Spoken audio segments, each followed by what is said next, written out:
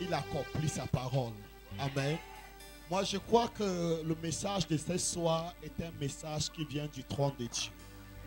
Et parce que ce message vient du trône de Dieu, cela est établi. Oh, il dit hier. Je dis parce que ce message vient du trône de Dieu, cela est établi. Amen. Je répète encore, cela est établi. Que tu sentes ta douleur ou que tu ne sentes pas ta douleur, cela est établi.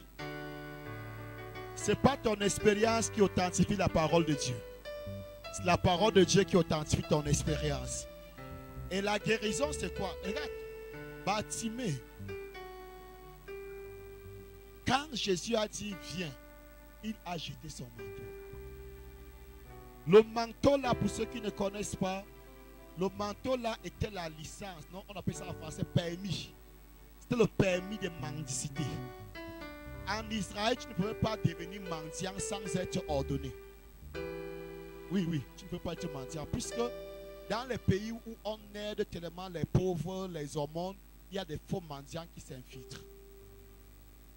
Donc pour mendier en Israël au temps de Jésus, il fallait être reconnu par le temple. Donc quand tu avais un handicapé, quand tu avais une déformation ou bien quelque chose qui te rendait, qui te mettait dans une situation où tu ne peux pas travailler, une situation qui te rendait dépendant des autres, on t'amenait au temple. Et le prêtre priait pour toi. Et quand il finissait de prier pour toi, il te donnait un manteau. Quand tu avais ce manteau, tu étais un mendiant ordonné, reconnu, qualifié. Amen. Et quand le prêtre priait pour toi, il te disait qu'un jour viendra le Shiloh qui ouvrira les yeux des aveugles, qui purifiera les lépreux, qui guérira la langue des sourds. Quand il a fini de prier, il te donne ton manteau. Donc tu pouvais mendier en attendant un jour l'arrivée du Shiloh. Alors un jour, Bartimée qui avait ce manteau a entendu les bruits. Qu'est-ce qui se passe? On lui dit, c'est Jésus de Nazareth, fils de David. Il a dit, c'est celui le nom là me semble familier. Ce nom ressemble au nom qu'on avait lu le jour de mon ordination. Je suis venu dire à quelqu'un, toute ordination qui ne vient pas de Dieu, le Shiloh était là ce soir pour enlever cela. J'ai dit toute ordination de la honte. Le Shiloh était là tout à l'heure et il a enlevé. Oh my God, je ne sais pas si je parle à la mosquée ou je parle à l'église. Toute ordination de la honte. Est-ce que je parle à l'église? Numéro 2, est-ce que je parle au Bamileke? Il me semble, si je ne me trompe pas, que quand une femme perd son mari ici à l'ouest, il y a une certaine ordination appelée ordination du veuvage. On met l'eau sur toi, on met n'importe quoi sur toi, on t'ordonne pour le veuvage. Je suis venu au nom de l'Éternel déchirer ce manteau et mettre sur toi le manteau de la gloire. Oh my God, oh my God. Je suis venu dire à une femme veuve qu'à compter de ce jour, le roi des rois est ton époux. Je suis venu dire à une femme qui croit que pour elle, tout est fini. Si un homme physique ne vient pas, tu as un mari spirituel qui s'appelle Jésus. Oh, oh, oh, oh, oh, oh, oh, oh, oh, oh, oh, oh, oh. J'annonce à quelqu'un ce soir, je te vois là-bas. J'annonce à une dame ce soir, je te vois là-bas. J'annonce à un monsieur ce soir, je te vois là-bas. Là où les gens ont dit que tu ne peux pas traverser, je te vois traverser. Là où les gens ont décrété que je ne peux pas traverser, je te vois traverser. Je te vois prendre l'envol. Je te vois bondir d'auteur en odeur. Ceux qui t'ont rayé vont bientôt célébrer ta gloire. Ceux qui t'ont rayé vont bientôt chanter tes louanges. Ceux qui ont dit tu ne peux pas verront un jour ton bonheur. J'annonce à quelqu'un, je te vois là-bas. Hey! La soeur me disait tout à l'heure qu'elle ne croit plus que Jésus n'a pas encore fait quelque chose pour elle. Le paralytique ne croyait plus. Écoute-moi bien. Il arrive des niveaux. Je vais te choquer ce soir. La compassion de Dieu arrive à des niveaux, à des moments où elle va au-delà de la foi. Ça veut dire que tu n'as plus la foi pour être guéri. Mais la compassion vient à ton aide. Oh my God. Un papa a appelé les disciples de prier pour son fils. Les disciples n'ont pas pu guérir le fils. Et Jésus est descendu dans la montagne accompagné de Jean et de Jacques. Et quand il est descendu, le père lui a dit, si tu peux quelque chose, fais.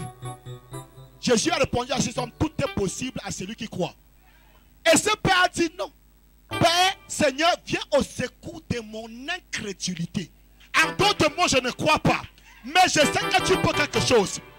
Je ne crois pas, mais viens au secours de mon incrédulité. Si ça, Dieu vient au secours de ton incrédulité. Je dis, Dieu vient au secours de ton incrédulité. J'annonce à quelqu'un ce soir, la compassion de Dieu triomphe au-delà de la loi. La compassion de Dieu, la miséricorde de Dieu va au-delà de la loi des hommes et de la nature. J'annonce à quelqu'un ce soir, peut-être tu as une petite foi, Dieu vient à ton incrédulité. God.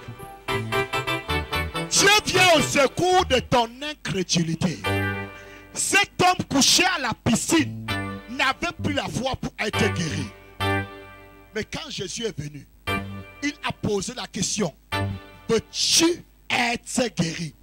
Je ne veux pas savoir si tu as la foi. Je veux seulement te poser la question. Je ne te demande pas si tu crois si je peux guérir. Oh. Mais la question est plutôt celle-ci. Toi là, veux-tu être guéri? C'est ce que tu veux qui m'importe. Depuis 38 ans, tu n'as pas été guéri parce que tu manquais de foi.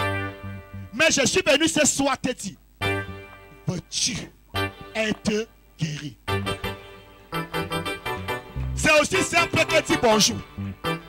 Cet homme m'a énervé, il a dit, je n'ai personne. Non, la question n'était pas de savoir si tu as quelqu'un. La question était de savoir, veux-tu être guéri? Oh, non.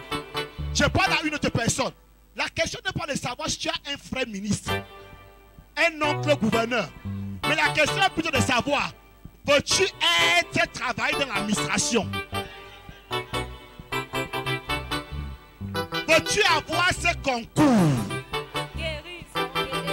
Non, je n'ai personne. Non. Ce n'est pas, je n'ai personne. La question c'est de savoir, veux-tu être guéri? Ne cite pas la généalogie de ta famille.